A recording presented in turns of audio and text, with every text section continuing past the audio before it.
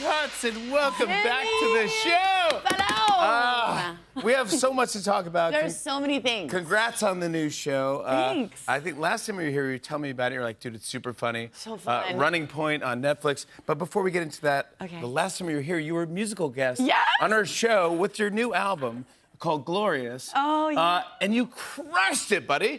You crushed it. You were so good. That was in reflection, that was just one of the best things ever. Just also that it was you and we had that experience together. I was like, oh my gosh. Were you nervous? Because I didn't want to get in your head and go like, Kate, I mean, this is, because that was your debut and you crushed it. The internet was like, oh, Kate Hudson can sing. It was fantastic. Yes, I was nervous, but it was more of excitement. Like, that I had made this album and that it was happening, and it's like learning a totally new muscle and like playing in rooms where some sound so amazing and then you play in another room and you're like, oh my God, this is terrible. Like I can't hear anything. It's like, so it's just a whole new energy. You play Webster Hall? I played Webster Hall. Come on, what are you... It was the best show. It was so much fun. It's amazing. It was great. You just released a deluxe version of the album, by the way. It's available right now for Valentine's Day. 2 new tracks. 2 new tracks. I did one. It was sort of in honor of my mom. I wrote this song that was called Right on Time. That is like for the gorgeous, the great Goldie Hawn. We love Goldie Hawn. And it's a song I love called Desert Warrior, which I couldn't put it on my actual album because it didn't sort of fit in, but I love playing it live, so I put it on the deluxe. Did your mom know that you wrote a song about her? No, but I did play it for her, which at first she was confused. She was like, is that about me? And I was like, yes. And she was like, oh my God. And then she played it again and listened to it and got very emotional. But just recently, I did this thing which was so terrifying, which was I sang live on what's called BBC Two piano. And it's like right to radio, so there's no taping or anything. And I played it with the full BBC orchestra. Oh my gosh. And that was really special because my mom's dad, my grandpa, was a professional violin player, and so classical music and orchestra. So to play that song my mom just lost it. So that was nice, Congrats on everything. Congrats on the album. I was doing a little research about your singing career, because I've known you for a while. I know you can sing, but this is kind of a full circle moment because your first Hollywood credit ever was recording music for a film. Oh, yeah, yes. It's true. Well, I sang in the chorus of Home Alone 2. There you go. And it really was. And also it was like, it was my first, I realized like that was my first professional job, was singing. That's wild. Wait, but were you in Home Alone 2? No, I'm just on the soundtrack.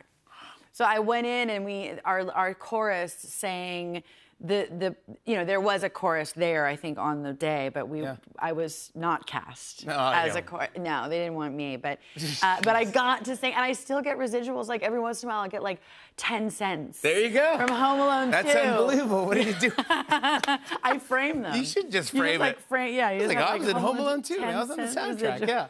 I've known you since Almost Famous. So we were in a film together, and of course everyone remembers I was in that. And thank you. Hold your applause.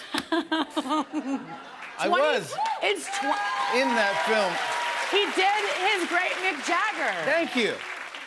25 years. 25 years? What happened? I know what you're talking about. But I don't know if you saw this, but Super Bowl weekend, Almost Famous was trending. Oh my God, I saw it. Because Taylor Swift wore the Penny Lane coat. This was very exciting. Yes, she wore the Penny Lane coat.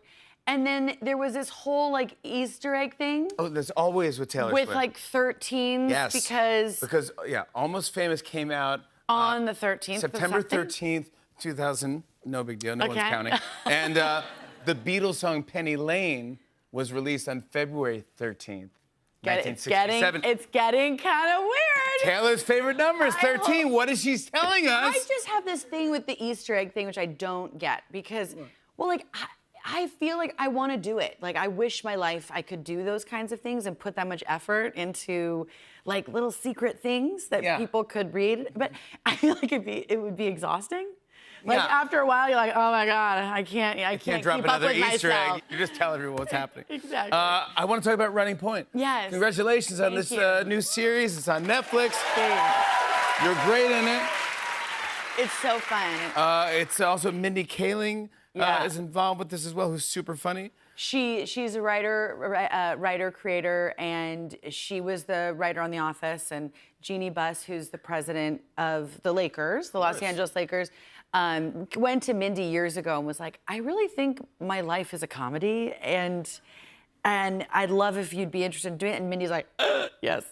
And then here we are, 5 years later, and Jeannie kind of gave us this great, Story. yeah, but she also was like really gave us all this freedom and was so great and has such a great sense of humor. So we got to like really play in this world of professional basketball, and I get to play the first, a version of the first woman to ever really lead, a professional basketball team. So it's cool. And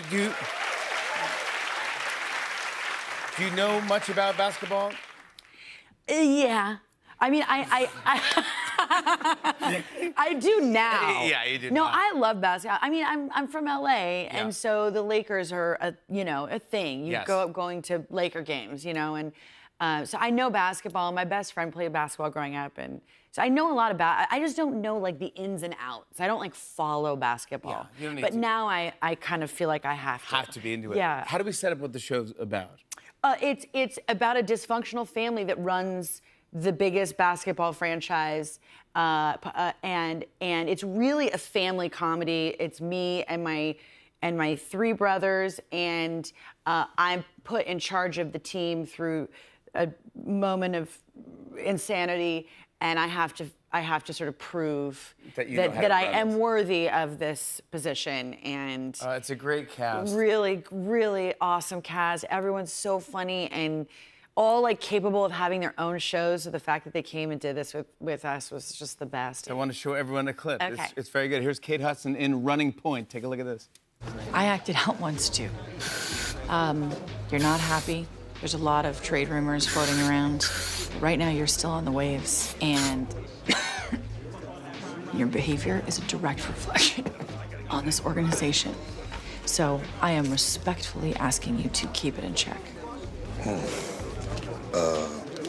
Respectfully, I seen your on the internet, so I can't really take it serious. I'm sorry. You want to say that to me again? So great to see you. I was gonna tell you our close up.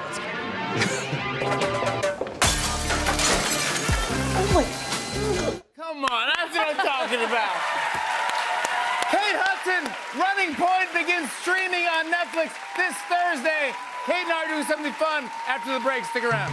Hey, hey.